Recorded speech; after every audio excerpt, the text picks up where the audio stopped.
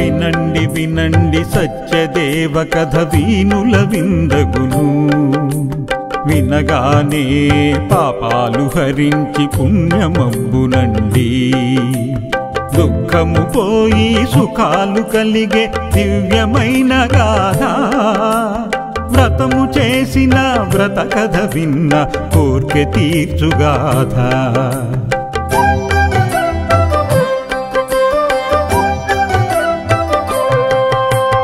పూర్వమొకప్పుడు సౌనకాదులు సూతుని అడిగిరి నైమిషలో.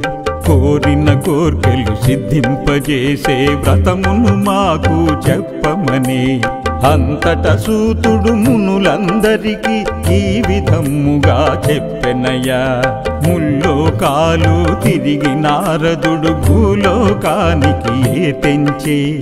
ప్రజల బాధలు చూసిన ఆముని మనసున ఎంతో చింతించి వైకుంఠానికి వెళ్ళి ఆముని విష్ణుమూర్తిని స్తుతించే. భూలోకంబున మానవులందరూ బాధలు ఎన్నో పడుచుండే. తరుణోపాయము చెప్పమని విష్ణుమూర్తిని ప్రార్థించే. సత్యనారాయణ వ్రతము కలదని స్వయముగా స్వామి వివరించే. ఆషాఢ కార్తీక మాఘ వైశాఖ ఏకాదశి పూర్ణిమ తిథులందు వ్రతము సలిపిన కష్టములన్నీ తొలగిపోవునని చెప్పెనయ్యా.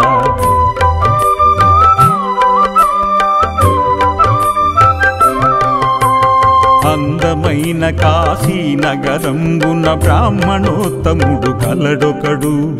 ఆకలి దప్పుల కోర్వలేక భిక్షాటనకై తిరుగుచుండే. వృద్ధ బ్రాహ్మణుని రూపములోన నారాయణుడే స్వయముగా వచ్చి సత్యనారాయణ వ్రత విధానమును ఆచరింపమని తెలిపెనయ్యా. వ్రతమును చేసిన విప్రునికి కష్టములన్నీ తొలగెనయ్యా. ఆ విప్రుడు వ్రతమును చేయుచుండగా కట్టెలమ్ము వాడసటికి వచ్చి ప్రసాదంబును స్వీకరించి ఇది ఏ వ్రతమని వివరము అడిగే. వివరము తెలుసుకున్నాతడు వ్రతమును చేయ సంకల్పించే. కట్టెల నమ్మువానికి విశేష ధనము ప్రాప్తించే. ఇంటికి వెడలి అతను వెంటనే సత్యవ్రతమును చేసెనయ్యా. వ్రత ఫలముగా సంతాన ప్రాప్తి ఐశ్వర్యాలు కలిగెనయ్యా. అంత్యకాలమున ముక్తిని పొంది వైకుంఠమునకు చేరెనయ్యా. వైకుంఠమునకు చేరెనయ్యా. పూర్వము ఉల్కాముఖుడను రాజు భద్రా తీరమునందున భక్తి శ్రద్ధలతో సత్యదేవుని వ్రతమును చేయుచునుండగా సాధు పేరుగా వైశ్యుడు ఒకడు పడవని నది ఒడ్డున చేర్చి వ్రతమును గూర్చి రాజును అడిగి వివరములన్నీ తెలుసుకొని సంతతి నాకు కలిగిన వెంటనే నేనీ వ్రతమును చేసెదనెను. అతడు ఇంటికి వచ్చిన వెంటనే వ్రతమును గూర్చి భార్యతో చెప్పే. స్వామి మహిమతో ఆ దంపతులకు చక్కని పుత్రిక జనించే. కళావతి అను పేరును పెట్టి వ్రతమును చేయగలేరైరి. సుత కళావతి పరిణయమందున వ్రతము చేయ భావించిరి.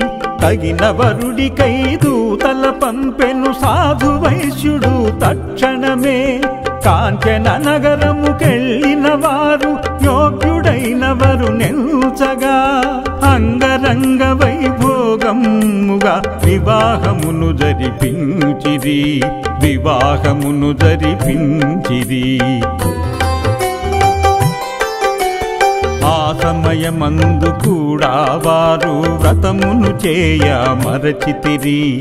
హల్లును తీసుకు వ్యాపారానికి వెడలిన సాధువర్తకుడు విపరీతముగా ధనమార్జించి తలతరు వ్రతమును ఏనాడు. రత్నసానువను పురమందున చక్కటి సముద్ర తీరమున వ్యాపారమును మెండుగా చేసి ఎంతో ధనమును ఆర్జించే.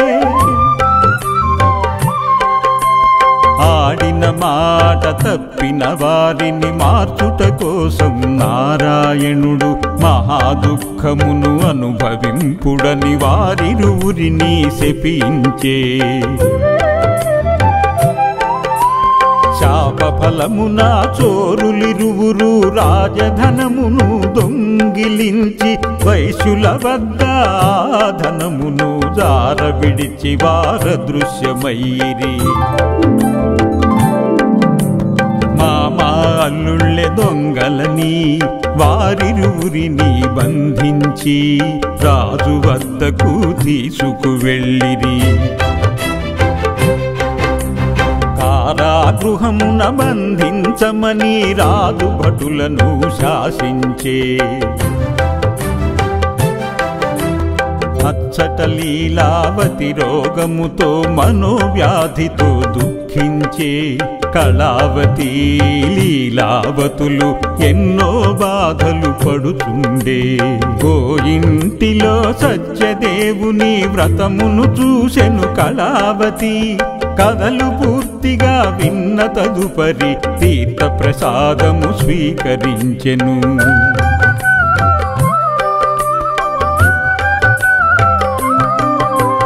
ఆలస్యమునకు కారణమేమని కళావతిని తల్లి మందలించే. తను చూసిన సత్యదేవుని వ్రతమును తల్లికి వివరించే. వ్రతమును మరచిన లీలావతికి గతము వెంటనే నెత్తికి వచ్చే. అల్లుడు భర్త వచ్చిన వెంటనే వ్రతమును చేసెదమనుకొనెను. అంతట స్వామి ప్రసన్నుడై రాజుకు కలలో కనిపించి వైశ్యులిరువురు దొంగలు కారని అంతా తన మాయేనని వారిరువురిని విడిపించమని కలలో స్వామి రాజుకు చెప్పే.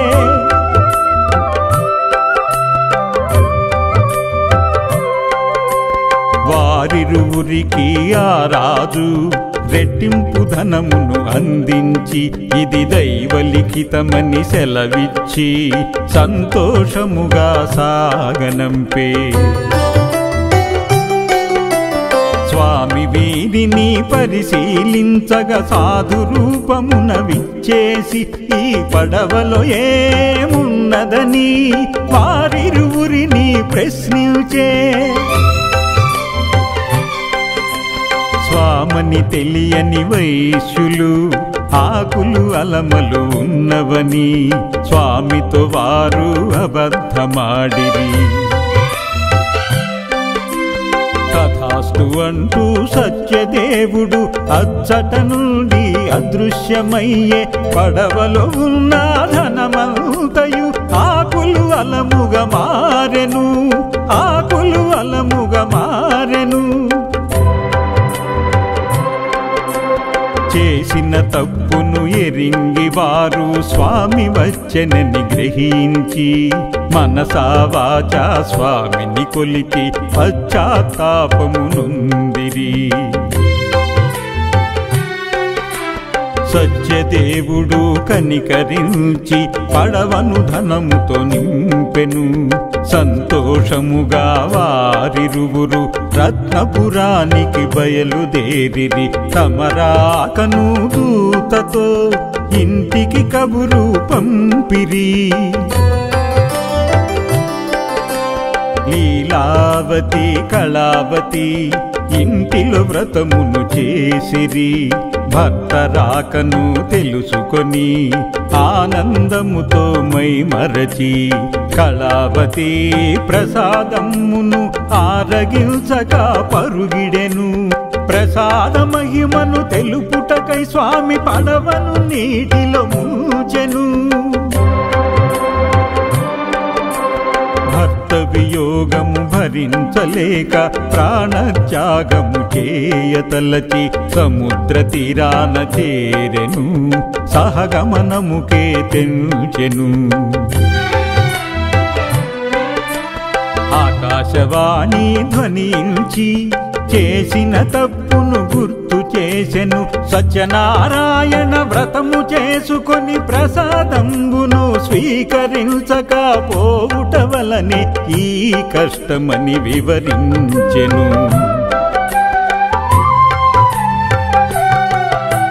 ప్రసాదమారగించి వచ్చిన కష్టములన్నీ పోవునని కళావతికి ఆకాశవాణి స్వయముగా తానే తెలియచేసెను. ఇంటికి వెళ్ళి కళావతి ప్రసాదంబును ఆరగించి తిరిగి వచ్చిన ఆమెకు తేలిన పడవ కనిపించే. బంధుమిత్రులతో అక్కడే సత్యదేవ వ్రతమును ఆచరించే. ప్రతి పౌర్ణమికి వ్రతమాచరించి సుఖ సంతోషాలనుభవించి చిట్ట చివరకు సాధు వైశ్యుడు వైకుంఠమునకు చేరెను. వైకుంఠమునకు చేరెను. సూతుడు మునులకు మరి ఒక కథను వివరముగా చెప్పెను. తుంగధ్వజుడను రాజొకడు అడవిలో వేటకు తెంచి గోపాలకులు సత్యదేవుని పూజను చేయుట చూచెను.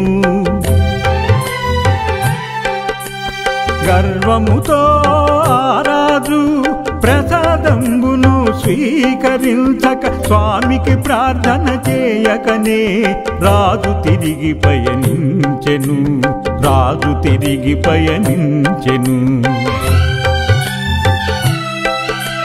రాజు చేసిన అపరాధానికి కొడుకులందరూ మరణించి రాజ్యము పోయి ధనము పోయినట్టు ఆ రాజు భ్రమించే. ప్రసాదంబును తిరస్కరించిన పాపానికి ప్రతిఫలమాయిదని గ్రహించి రాజు అడవికి వెళ్ళి గోపాలకులను చేరెను. స్వామిని భక్తితో వేడుకొని ప్రసాదంబును స్వీకరించే. అంతట స్వామి అనుగ్రహముతో రాజ్యము తిరిగి వచ్చెను. పోయిన పుత్రులు బతికి వచ్చిరి. సిరి సంపదలతో జీవించిరి. స్వామి వ్రతమును ఆరాజు కడవరకు ఆచరించి ముక్తి మార్గమును పొందెను. స్వర్గధామమును చేరెను. ముక్తి మార్గమును పొందెను. స్వర్గధామమును చేరెను. కలియుగమందున నారాయణుడే సత్యదేవునిగా వెలసెనయా. పంపా తీరాన రత్నగిరి పైన అనంత లక్ష్మితో వెలసెనయా. చూసిన వారికి చూసిన ఫలము, నోచిన వారికి నోచిన ఫలము. నిత్య కళ్యాణం పచ్చ తోరణం సత్యదేవుని నిలయమయా. కలియుగమందున పలికే దైవం, కోరిన కోర్కెలు తీర్చే దైవం, అన్నవరములో వెలసిన దైవం, అందరి దైవం ఈ దైవం, అందరి దైవం ఈ దైవం, అందరి దైవం ఈ దైవం.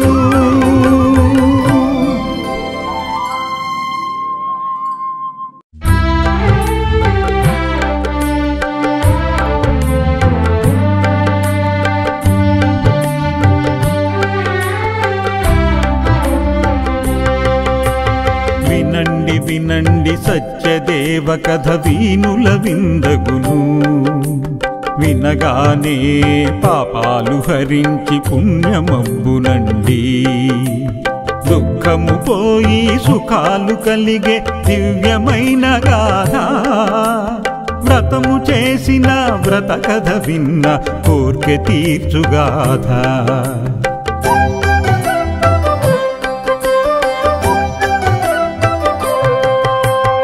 పూర్వమొకప్పుడు సౌనకాదులు సూతుని అడిగిరి నైమిషలో కోరిన కోర్కెలు సిద్ధింపజేసే వ్రతమును మాకు చెప్పమని అంతట సూతుడు మునులందరికీ ఈ విధముగా చెప్పెనయ్యా ముల్లోకాలు తిరిగి నారదుడు భూలోకానికి తెంచే ప్రజల బాధలు చూసిన ఆముని మనసున ఎంతో చింతించి వైకుంఠానికి వెళ్ళి ఆముని విష్ణుమూర్తిని స్తుతించే భూలోకంబున మానవులందరూ బాధలు ఎన్నో పడుచుండే తరుణోపాయము చెప్పమని విష్ణుమూర్తిని ప్రార్థించే సత్యనారాయణ వ్రతము కలదని స్వయముగా స్వామి వివరించే ఆషాఢ కార్తీక మాఘ వైశాఖ ఏకాదశి పూర్ణిమ తిథులందు వ్రతము సలిపిన కష్టములన్నీ తొలగిపోవునని చెప్పెనయ్యా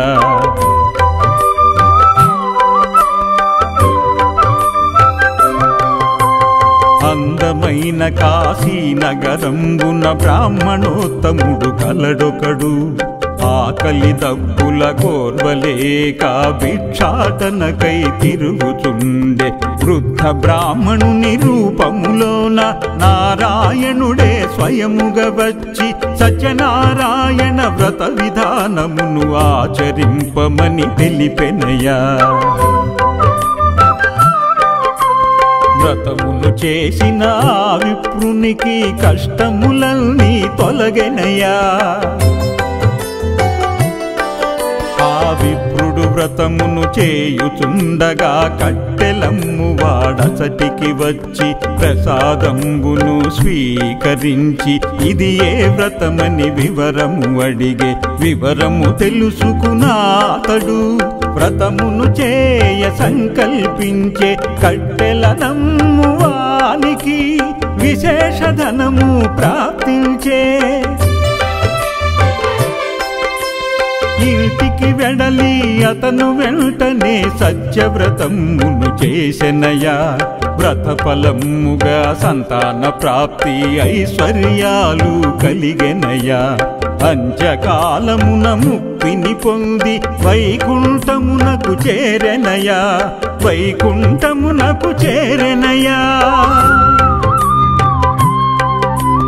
పూర్వము ముల్కాముకుడను రాజు భద్రా తీరమునందున భక్తి శ్రద్ధలతో సత్యదేవుని వ్రతమును చేయుచునుండగా సాధు పేరుగా వైశ్యుడు ఒకడు పడవని నది ఒడ్డున చేర్చి వ్రతమును గూర్చి రాజును అడిగి వివరములన్నీ తెలుసుకొని సంతతి నాకు కలిగిన వెంటనే నేనీ వ్రతమును చేసెదనెను అతడు ఇంటికి వచ్చిన వెంటనే వ్రతమును గూర్చి భార్యతో చెప్పే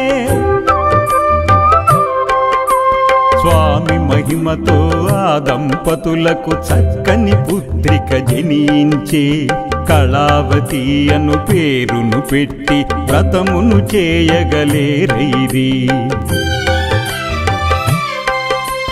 సుత కళావతి పరిణయమందున వ్రతము చేయ భావించిరి తగిన వరుడికై దూతల పంపెను సాధు వైశ్యుడు తక్షణమే కాంచన నగరముకెళ్ళిన వారు యోగ్యుడైనవరు నెల్చగా అంగరంగ వైభోగముగా వివాహమును జరిపించిరి వివాహమును జరిపించిరి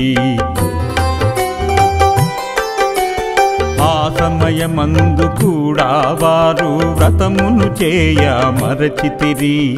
హల్లును తీసుకు వ్యాపారానికి వెడలిన సాధువర్తకుడు విపరీతముగా ధనమార్జించి తలతరు వ్రతమును ఏనాడు. రత్నసానువను పురమందున చక్కటి సముద్ర తీరమున వ్యాపారమును మెండుగా చేసి ఎంతో ధనమును ఆర్జించే.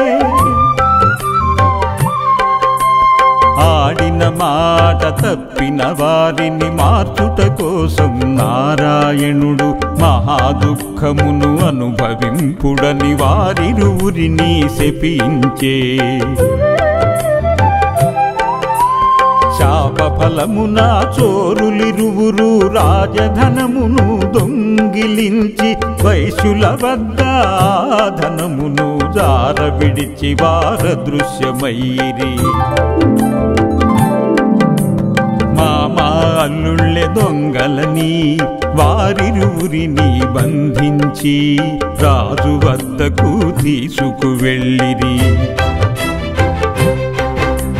కారాగృహమున బంధించమని రాజు భటులను శాసించే. అచ్చట లీలావతి రోగముతో మనోవ్యాధితో దుఃఖించే. కళావతి లీలావతులు ఎన్నో బాధలు పడుతుండే. గోయింటిలో సత్యదేవుని వ్రతమును చూసెను కళావతి. కథలు పూర్తిగా విన్న తదుపరి తీర్థ ప్రసాదము స్వీకరించెను.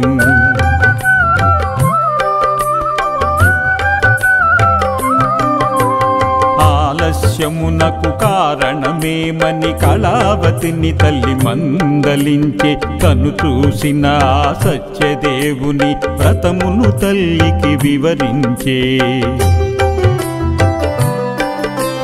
వ్రతమును మరచిన లీలావతికి గతము వెంటనే నెత్తికి వచ్చే. అల్లుడు భర్త వచ్చిన వెంటనే వ్రతమును చేసెదమనుకొనెను. అంతట స్వామి ప్రసన్నుడై రాజుకు కలలో కనిపించి వైశ్యులిరువురు దొంగలు కారని అంతా తన మాయేనని వారిరువురిని విడిపించమని కలలో స్వామి రాజుకు చెప్పే.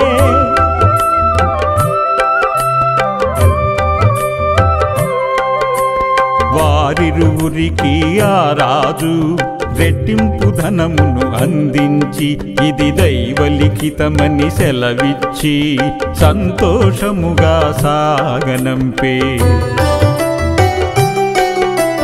స్వామి వీరిని పరిశీలించగా సాధు రూపమున విచ్చేసి ఈ పడవలో ఏమున్నదని వారిరువురిని ప్రశ్నించే. స్వామని తెలియని వైశ్యులు ఆకులు అలమలు ఉన్నవని స్వామితో వారు అబద్ధమాడిరి. తథాస్తు అంటూ సత్యదేవుడు అచ్చట నుండి అదృశ్యమయ్యే. పడవలో ఉన్న ధనమంతయు ఆకులు అలముగా మారెను. ఆకులు అలముగా మారెను. చేసిన తప్పును ఎరింగి వారు స్వామి వచ్చెనని గ్రహించి మనసా వాచా స్వామిని కొలిచి పశ్చాత్తాపమునుందిరి. సత్యదేవుడు కనికరించి పడవను ధనముతో నింపెను. సంతోషముగా వారిరువురు రత్నపురానికి బయలుదేరిరి. తమరాకను దూతతో ఇంటికి కబురు పంపిరి. లీలావతి కళావతి ఇంటిలో వ్రతమును చేసిరి. భర్త రాకను తెలుసుకొని ఆనందముతో మైమరచి కళావతి ప్రసాదమును ఆరగించక పరుగిడెను. ప్రసాద మహిమను తెలుపుటకై స్వామి పడవను నీటిలో ముంచెను. భర్త వియోగము భరించలేక ప్రాణత్యాగము చేయతలచి సముద్ర తీరాన చేరెను. సహగమనముకే తెంచెను. ఆకాశవాణి ధ్వనించి చేసిన తప్పును గుర్తు చేసెను. సత్యనారాయణ వ్రతము చేసుకొని ప్రసాదంబును స్వీకరించక పోవుట వలనే ఈ కష్టమని వివరించెను.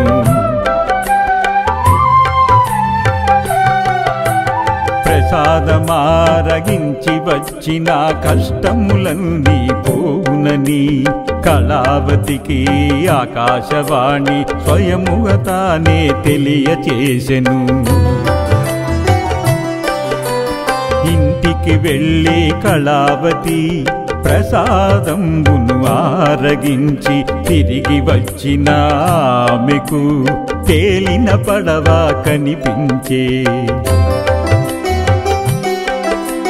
బంధుమిత్రులతో అక్కడే సత్యదేవ వ్రతమును ఆచరించే. ప్రతి పౌర్ణమికి వ్రతమాచరించి సుఖ సంతోషాలనుభవించి చిట్ట చివరకు సాధు వైశ్యుడు వైకుంఠమునకు చేరెను. వైకుంఠమునకు చేరెను. సూతుడు మునులకు మరి ఒక కథను వివరముగా చెప్పెను. తుంగధ్వజుడను రాజొకడు అడవిలో వేటకు తెంచి గోపాలకులు సత్యదేవుని పూజను చేయుట చూచెను. గర్వముతో ఆరాజు ప్రసాదంబును స్వీకరించక స్వామికి ప్రార్థన చేయకనే రాజు తిరిగి పయనించెను. రాజు తిరిగి పయనించెను. రాజు చేసిన అపరాధానికి కొడుకులందరూ మరణించి రాజ్యము పోయి ధనము పోయినట్టు ఆ రాజు భ్రమించే. ప్రసాదంబును తిరస్కరించిన పాపానికి ప్రతిఫలమాయిదని గ్రహించి రాజు అడవికి వెళ్ళి గోపాలకులను చేరెను. స్వామిని భక్తితో వేడుకొని ప్రసాదంబును స్వీకరించే. అంతట స్వామి అనుగ్రహముతో రాజ్యము తిరిగి వచ్చెను. పోయిన పుత్రులు బతికి వచ్చిరి. సిరి సంపదలతో జీవించిరి. స్వామి వ్రతమును ఆరాజు కడవరకు ఆచరించి ముక్తి మార్గమును పొందెను. స్వర్గధామమును చేరెను. ముక్తి మార్గమును పొందెను. స్వర్గధామమును చేరెను. కలియుగమందున నారాయణుడే సత్యదేవునిగా వెలసెనయ్యా. పంపా తీరాన రత్నగిరి పైన అనంత లక్ష్మితో వెలసెనయ్యా. చూసిన వారికి చూసిన ఫలము, నోచిన వారికి నోచిన ఫలము. నిత్య కళ్యాణం పచ్చ తోరణం సత్యదేవుని నిలయమయా. కలియుగమందున పలికే దైవం, కోరిన కోర్కెలు తీర్చే దైవం, అన్నవరములో వెలసిన దైవం, అందరి దైవం ఈ దైవం, అందరి దైవం ఈ దైవం.